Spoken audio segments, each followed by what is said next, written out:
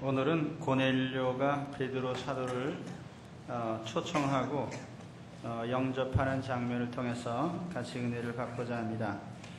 오늘 말씀의 첫 번째 장면은 고넬료가 심부름꾼을 보내서 베드로 사도를 초청하는 장면입니다.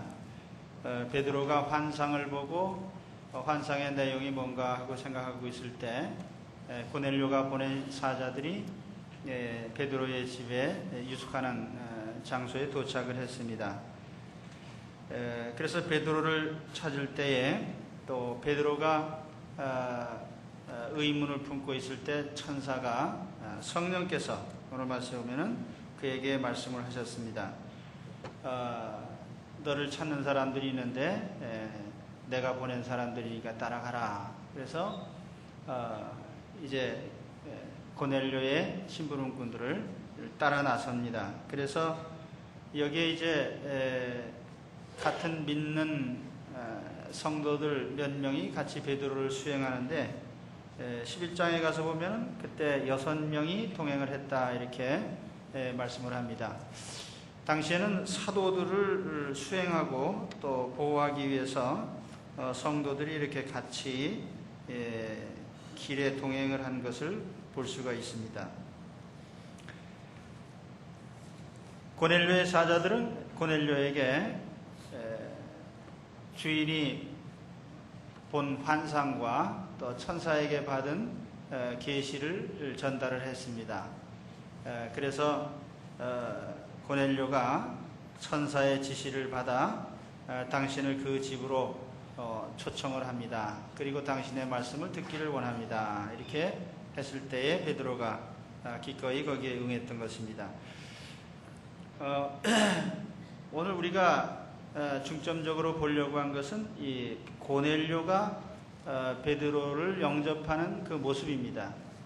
여기에서 우리는 우리가 어떤 자세로 주님을 따라야 될 것인지 이런 것을 여기에 보여주고 있습니다. 고넬료는 그의 집에 도착했을 때에 친척들과 친구들을 다 모아서 하나님 말씀을 듣기 위해서 기다리고 있었습니다. 어떤 한 사람이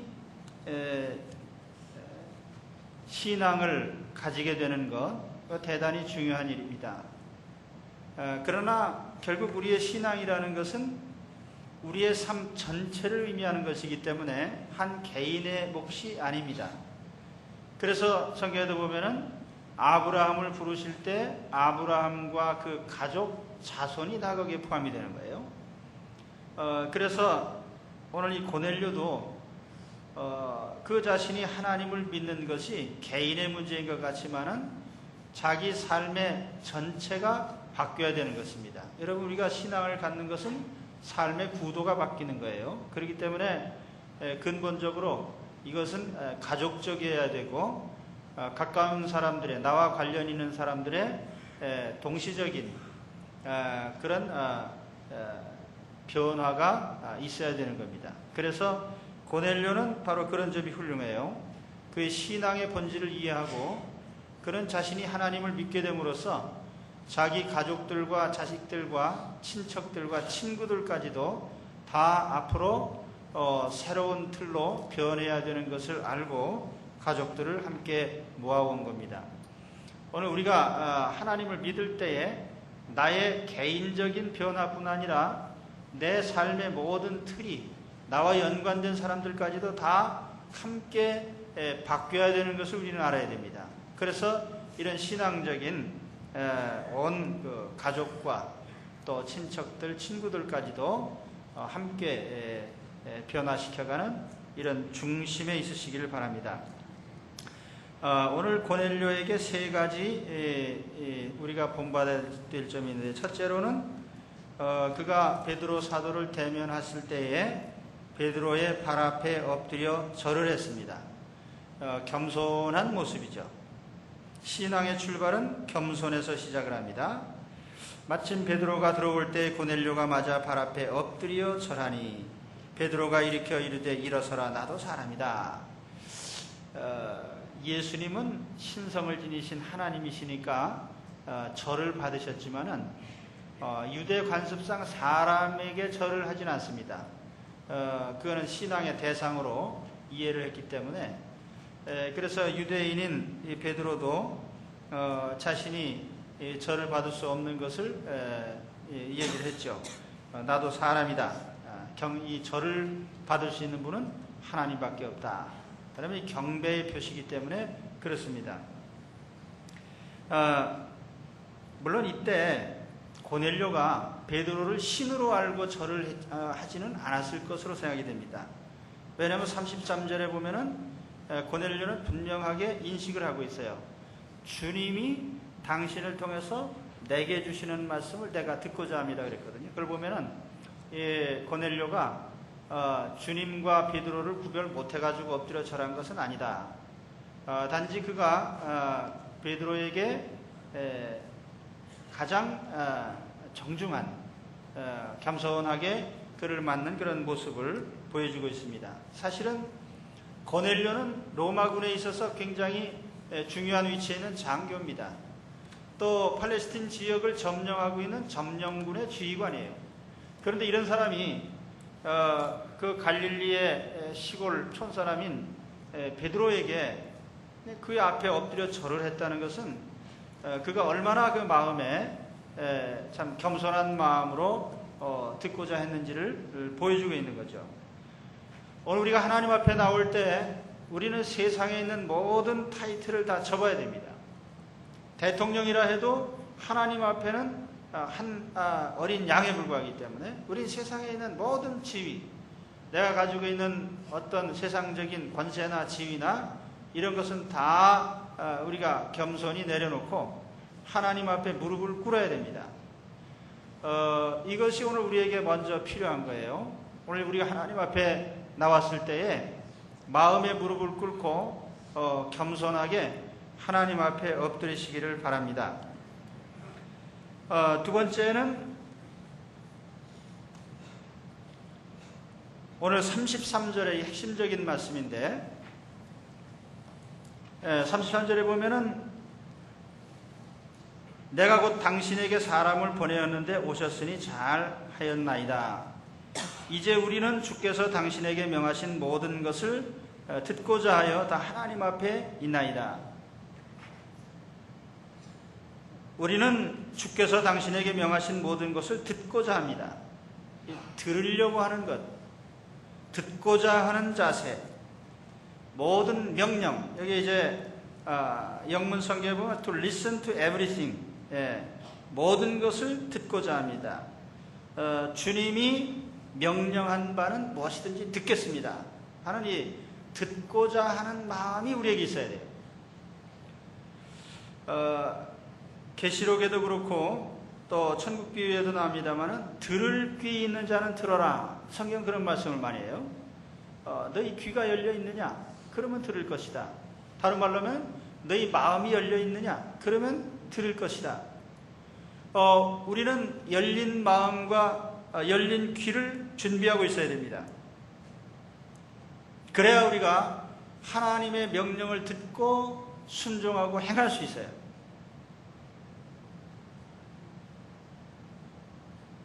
여기 두 사람이 다 하나님 앞에 보면은 열린 마음을 가지고 있는 사람이에요. 베드로 사도도 마찬가지고 또 고넬료도 마찬가지입니다. 베드로 사도는 정통파 유대인입니다. 그는 오늘 말씀에도 나오지만 유대인이 이방인과 교제하는 것은 불법이다. 그 불법이란 말은 유대인의 계율상 금지된 것이라는 거예요. 유대인의 계율에 의하면은 이방인과 같이 앉을 수 없습니다. 심지어는 길을 가면서도 교제할 수가 없습니다. 또 음식을 같이 먹어서는 안 됩니다.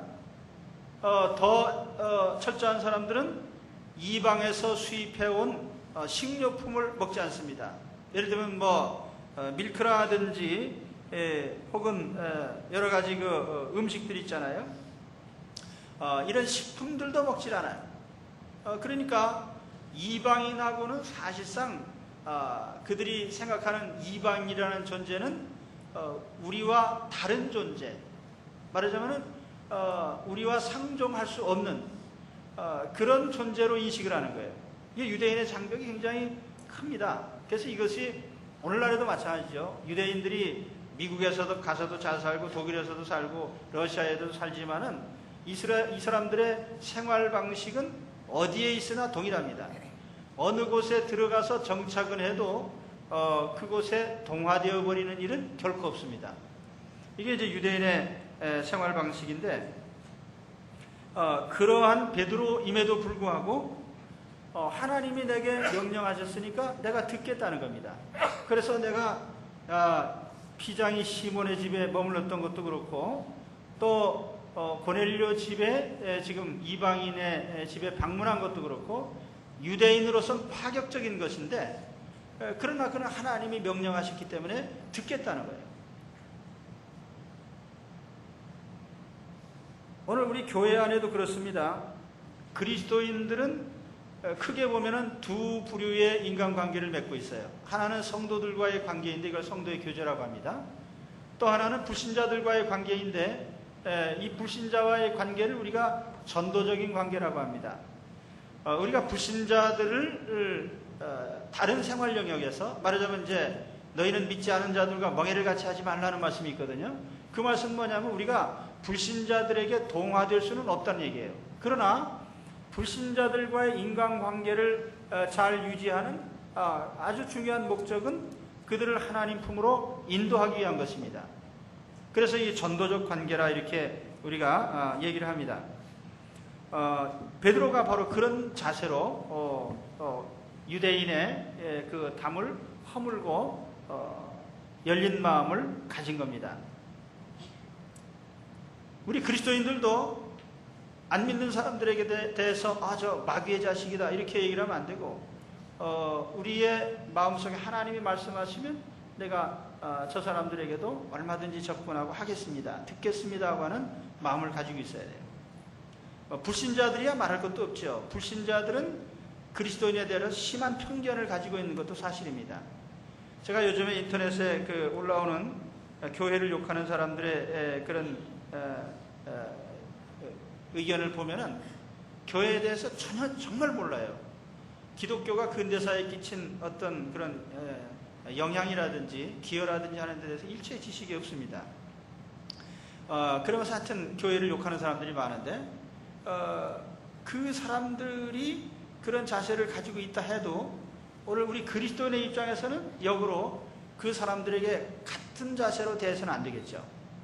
우리가 베드로처럼 이방인이 우리에게 어떻게 대하든지 간에 우리는 열린 마음을 가지고 있어야 되는 것입니다. 고넬료 역시 마찬가지예요. 고넬료는 또 거꾸로 이방인, 믿지 않는 이방인의 대표자입니다.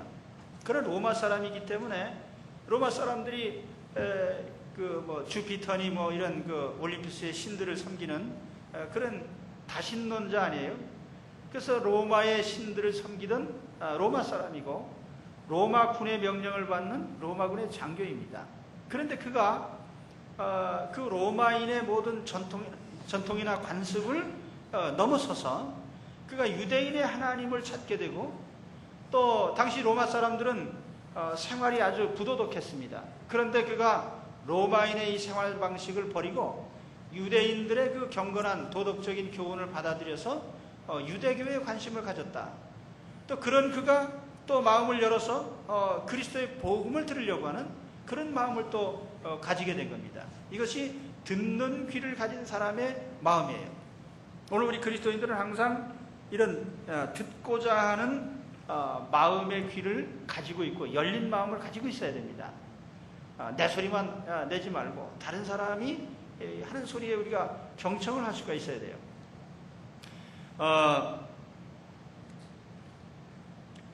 마태복음 13장에 보면 천국 비유가 나오고, 거기에 보면은 좋은 밭의 비유가 나오죠.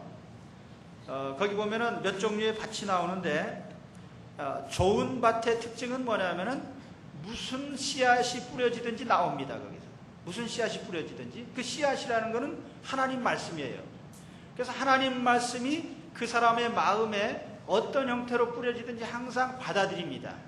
이게 수용적이고 열린 마음이에요. 그래서 항상 하나님의 말씀이 그 사람의 인격 속에서 열매를 맺습니다. 삶의 결실로 나타나는 거예요.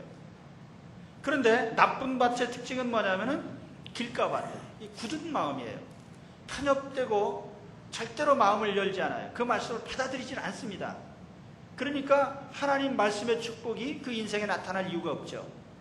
또 돌밭이라고 하는 것은 얕은 마음이에요. 그래서 남을 배려하지 않고 이기적인 마음 또는 사려 깊지 않은 마음, 그러다 보니까 중심에서 뭔가 일어나지 않고 항상 표면적으로, 그래서 이런 사람은 결국 심령의 깊은 변화를 체험할 수가 없습니다.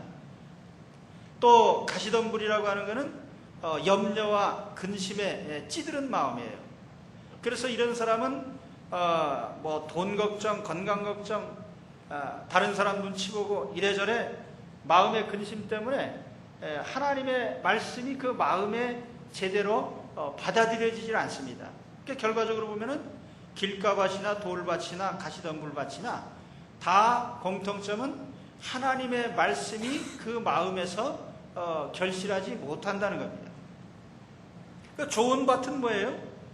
언제나 말씀이 뿌려지면 말씀이 마음에서부터 결실을 해요. 왜냐하면 그것이 내 삶으로 나타나기 때문에. 그래서 30배, 60배, 100배의 삶의 결실이 나타납니다. 저는 이 좋은 밭, 이 마음의 밭에 대해서 두 가지 시점에서 생각을 해봅니다. 하나는 복음을 받기 이전에 마음밭이고, 하나는 복음을 받은 이후의 마음밭인데, 복음을 받기 이전에 마음이 열린 사람은 복음을 받아들임으로써 구원을 받게 됩니다. 그러니까 예수님을 구주로 인정하고 받아들여서 하나님이 주시는 구원에 이르게 됩니다. 하나님 자녀로 인정을 받죠. 그럼 구원받은 후에 성도들에게 있어서 이 좋은 밭은 뭐냐면은 그 후에도 지속적으로 하나님 말씀이 계속 더 뿌려집니다.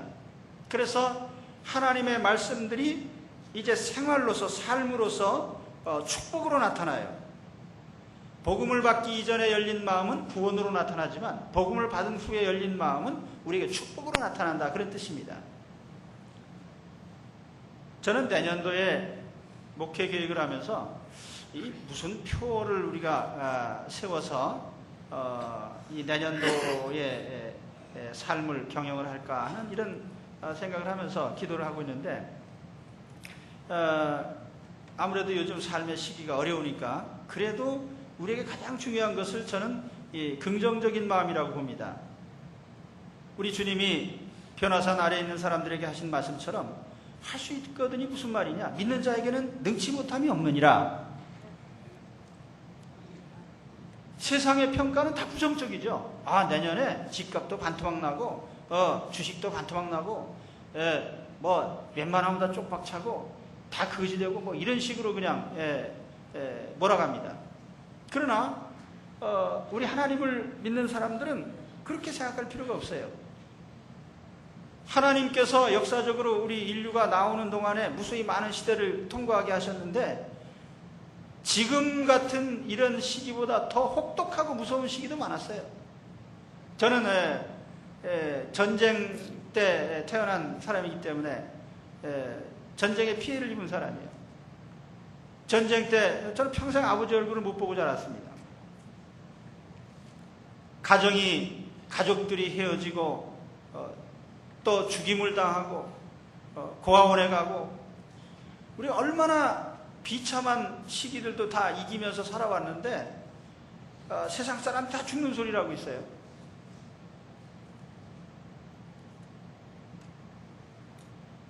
실상 저는 이런 세계 정세를 보면서 이게 정말 하나님 살아계신 표시구나. 하나님이 안 계시다면요, 나쁜 사람들이 나쁜 짓 해도 다 내버려 두실 텐데, 나쁜 짓 하면 반드시 하나님이 심판하시거든요. 이 세계 금융 위기라고 하는 것도 결과적으로 보면은요, 이 돈 가지고 장사하는 아주 탐욕스러운 사람들 때문에 일어난 결과입니다. 지금 지구상에는 엄청나게 많은 잉여 자금이 돌아다니는 거예요. 그러니까 여러분 생각해 보세요. 아니 석유값이 한 달 새로 배로 뛸 수가 있어요? 그게 왜 그런 일이 일어납니까? 돈 가진 사람이 투기하니까 일어나는 거죠. 이런 모든 돈 가진 사람들의 탐욕을 하나님이 심판하시는 거예요. 그걸 우리가 겸손히 받아야 됩니다. 그래서 우리는 이런 시기에 안 믿는 사람들은 뭐가 반토막이 나고 하면서 부정적으로 바라볼지라도 우리 믿는 사람들은 하나님은 부정한 것은 심판하시는구나. 그러니까 우리는 하나님 앞에 하나님의 뜻에 더 순종하고 바르게 살아야 되는구나 하는 것을 우리는 깨달아야 되는 겁니다. 그래서 우리가 이걸 인간적으로 해결하려고 하면 안 돼요. 하나님 앞에, 하나님의 섭리 앞에 순종해 나가야 됩니다. 그래서 오히려 저는 내년도에 우리는 더 긍정적인 마음을 가지고 세상 사람들은 안 된다고 하는데 우리는 그리스도 안에서 하나님 앞에 바르게 살 때 하나님 우리에게 의식주를 책임져 주실 줄로 믿습니다. 오늘도 제가 이 감사헌금을 제가 읽는 거 이유가 있어요. 우리 그리스도인들끼리 우리 공동체 안에서 서로 어떤 좋은 일이 일어났는지 어려운 일이 일어났는지 이것을 우리 하나님께 같이 나누기 위한 겁니다. 그런데 우리가 좋은 직장 주셔서 감사합니다. 좋은 직장에 취직을 했습니다. 우리 매주 하나님 앞에 이런 감사드리잖아요. 우리 하나님께서 얼마든지 우리에게 축복을 주시고 또 주십니다. 저는 우리 교회 안에 만일 내가 세상에 좀 과장법을 쓰는 사람 같으면은 나는 우리 교인들 때문에 자랑할 게 너무너무 많습니다. 우리 교회 안에 어려운 시기에도요 여러 가지 하나님의 축복의 역사들이 많이 나타나거든요. 그렇죠? 이 현관에 프랭카드 붙일 일이 많아요. 우리도 안 붙여서 그렇지. 하나님께서 우리에게 주시는 축복인 줄로 믿습니다. 그래서 우리는 세상 사람들처럼 부정적인 마음을 가지고 귀를 닫고 마음을 닫고 하나님 말씀을 듣지 않는 사람이 아니라 이럴 때일수록 마음을 열고 귀를 열어서 하나님의 말씀이 더 잘 들려와야 됩니다. 이것이 우리의 축복입니다.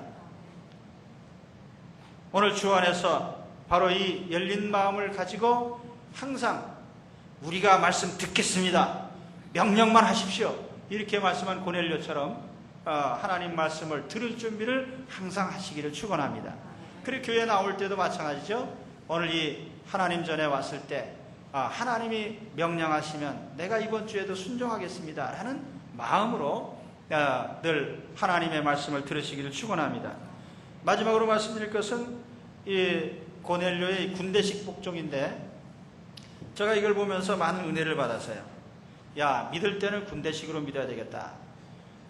고넬료가 군인이니까 또 장교니까 믿음도 보면 완전히 군대식입니다. 그래서 여기에 중요한 것은 총사령관이 누구냐 하면 주님이시고 거기에 지휘관이 누구냐 하면 베드로입니다. 그래서 이 말씀 33절을 자세히 보시면은 이런 말씀이에요. 내가 당신에게 사람을 보내었는데 오셨으니 잘하였나이다. 이제 우리는 주께서 이 호 큐리오스 주님이 제일 위에 있습니다. 주께서 당신에게 커맨드 명령하신 모든 것을 우리는 듣겠습니다. 그러니까 고넬료는 명령자가 사령관이신 주님이라는 걸 알고 있어요. 그런데 그 명령을 전달하는 사람은 누구냐 하면은 베드로 사도라는 거죠. 이게 군대 체제입니다. 여러분 군대에서 명령할 때 사령관이 명령을 내리면은 지휘관들이 그 사령관의 명령을 받아서 사병들에게 명령을 내립니다. 그러면은 일사불란하게 부대가 움직이고 작전이 되는 거죠. 그렇죠? 근데 사실 따지고 보면은 하나님의 교회도 그런 시스템이에요. 그러니까 하나님이 가령 교회의 목회자를 세울 때에 하나님께서 교회에 어떤 일을 하시고자 할 때에 하나님께서 사령관의 명령을 주의 종에게 주시고 주의 종이 전달하면은 우리 모든 성도들이 따르도록 그렇게 되어 있는 겁니다. 이것이 바로 교회의 시스템이에요. 근데 이것은 교회만이 아니고 가정 속에도 똑같습니다. 가정 속에도 하나님이 부모님을 세우시고 부모를 통해서 자녀를 이렇게 양육해 가시는데 하나님이 명령을 주실 때 명령 계통이 뭐냐면 사령관이신 하나님께서 부모에게 명령을 주시면 부모가 자녀에게 명령하게 돼 있어요. 부모는 하나님의 명령을 전달하는 통로입니다. 그래서 성경은 부모를 거역하는 자는 돌로 쳐 죽이라 그랬어요. 왜 그러냐면은 그 명령 체계를 뒤집어 엎는 것이기 때문에요. 혹간 부모님이 자식들 공부시켜놓으면 요즘 아주 못돼 먹은 자식들이 많은데 우리 교회는 그런 사람이 하나도 없어요. 우린 참 학생들도 다 착하고 부모님 말씀도 잘 듣고 아주 순종적이고 그래서 아주 착합니다. 예, 정말에 우리 교회 나오는 우리 학생들은 다 왜냐하면 제가 늘 이렇게 말씀을 하기 때문에 듣습니다. 우리 중고등부 학생들 그렇죠? 아멘. 예. 그런데 밖에 있는 사람들을 보면은요, 내가 부모님보다 더 똑똑한데 왜 들리냐 이거지요. 부모님께서 땅 팔고 속 팔아가지고 공부를 시켜놓으니까 내가 부모님보다 더 많이 배웠다 이거예요. 그래서 내가 똑똑하니까 부모님 말을 잘 안 들어도 된다 이겁니다. 이런 망할 놈의 생각이 어딨냐 이거지요. 예. 하나님은 가정을 세우실 때 부모님을 통해서 자녀에게 명령하는 것이 하나님 명령 체계입니다. 그래서 잠언에 보면은 내 아들아, 내 아들아, 내 아들아. 부모가 자식에게 항상 하나님의 명령을 받아서 교육을 합니다. 그러면 그건 자녀는 받아서 아멘하고 순종을 하는 거죠. 그러면 그 가정이 잘 되게 돼 있어요. 그리고 그 자녀들이 복을 받게 돼 있습니다. 그러면 혹시 우리가 이런 생각할 수 있죠. 부모님이 자녀보다 덜 똑똑해가지고 자녀가 더 머리가 좋은데 그러면 자식보다 부모님이 좀 못한 판단을 내리고 못한 결정을 할 수도 있어요. 최선의 길을 안 가고 차선의 길을 부모님이 선택했을 때 그때도 순종해야 되느냐? 순종하면 됩니다. 왜냐하면 그렇게 하면은 하나님이 복을 주시게 돼 있어요. 아멘. 그렇습니다. 내년에는 좀 아멘 좀 하면서 설교 드립시다. 예. 왜냐면 제가 아멘 연습을 잘 안 해가지고 이제 웬만해가지고는 아멘 안 하시는데 다 속으로는 하시죠. 예, 속으로는 다 아멘 하시는데 이제 겉으로도 좀 하면 더 기분이 좋습니다. 그리고 내년도에는 우리가 표정도 좀 바꿔야 되겠습니다. 힘들 때일수록 표정이 좀 밝아져야 되는데 제가 표정에 대한 특강을 1시간 동안 들었어요. 그러니까 듣고 보니까 참 대단히 좋은 강좌인데 이 입을 이렇게 항상 입 가를 올리라고 그러더라고요. 그냥 이렇게 그리고 눈도 좀 떠가지고 이렇게 하면은 거의 이빨을 내놓으면은 좀 우스운가요? 네. 그래서 그렇게 웃는 표정으로 살면은 우리 마음도 바뀌고 또 보는 관점도 좀 긍정적으로 되고 그래서 입이 이게 내려오면 아주 다른 사람 보기에 혐오감을 줍니다. 그 사람이 연세가 드시면 특히 이게 내려오라고 안 해도 이게 내려옵니다. 이게 볼이 쳐져가지고 그래서 일부러 자꾸 이거 테이프 붙여가지고 올려야 돼요. 그리고 한번 해보시기 바랍니다. 그래서 이제 밝은 표정으로 마음에 긍정적인 마음을 가지고 항상 우리가 듣겠습니다. 들으면 될 줄 믿습니다. 이렇게 해야 돼요. 그러죠? 어디까지 하다가 이렇게 됐습니까? 네, 군대식 복종. 그래서 고넬료를 보면은 베드로가 지금 와서 얘기를 하고 있는데 베드로는 사령관의 명령을 갖고 온 사람이기 때문에 우리가 듣겠다 이 말입니다. 우리가 주일날 우리 말씀 듣는 것도 저는 그저 중간 지휘관에 불과하지만은 사령관님의 명령을 전하고 있기 때문에 중요한 겁니다. 그래서 여러분들이 항상 말씀을 들을 때 총사령관님의 명령을 오늘도 아멘으로 듣겠습니다 하고 들으면 하나님께서 축복을 주실 줄로 믿습니다. 제가 아까 교회 시스템, 가정 시스템 얘기하는데 가정에서 부부관계도 마찬가지예요. 부부도 아내들이여 남편에게 복종하시오 그렇게 성경이 말씀했거든요. 그게 명령체계입니다. 그래서 아내들이여 남편에게 복종하십시오. 크게 대답을 하시기 바랍니다. 아내들이여 남편에게 복종하십시오. 예, 이게 얼마나 큰 축복인지 몰라요. 그러면 하나님은 이렇게 함으로써 그 축복을 약간 부족한 남편이라도 이렇게 가정을 대체적으로 보면은 부인이 남편보다 똑똑한 경우가 많이 있습니다. 우리 교회는 거의 비슷한데 되게 딱 보면은 남편이 약간 부족하고 아내가 훨씬 똑똑한 경우가 많습니다. 그럴 때에도 아내가 남편에게 순종하면 가정의 시스템을 하나님께서 정상적으로 가동을 되고 있으니까 하나님의 명령이 먹혀 들어가는 겁니다. 그래서 그 가정이 복이 되게 돼 있는 거예요. 그러면은 남편은 또 뭐냐? 남편들이여 아내를 내 몸같이 사랑하시오 그랬거든요. 근데 하나님의 법을 가만히 보면은 심오합니다. 여러분, 자녀가 부모에게 복종하라고 했는데 자녀의 입장에서 뭐 힘든 것 같지만은 부모의 입장에서 자식을 사랑하는 건 너무나 힘든 일이에요. 일생을 다 바치고 목숨을 바치고 돈을 바치고 집 팔아서 다 바쳐가지고 자식을 길러내는 것이 부모의 사랑인데, 부모의 그 사랑에 대한 응답이 복종입니다. 그러니까 복종이 쉬워요? 사랑이 쉬워요? 사실은 사랑이 훨씬 힘든 겁니다. 남편이 아내를 사랑하는 것이 훨씬 힘든 거예요. 예수님이 죄인들을 위해서 목숨을 버린 것처럼 사랑하라는 얘기거든요. 그 남편들도 똑바로 알고 말씀하셔야 돼요. 남편들이여 아내를 내 몸같이 사랑하십시오. 그 명령은요, 대단히 중요한 거예요. 목숨 걸고 희생적으로 아내를 사랑하라는 얘기거든요. 그래서 이 가정의 시스템이 이 명령 체계가 딱 서 있는 겁니다. 이런 가정이 복을 받는 거예요. 교회도 마찬가지고 가정도 마찬가지고 어느 공동체든지 마찬가지예요.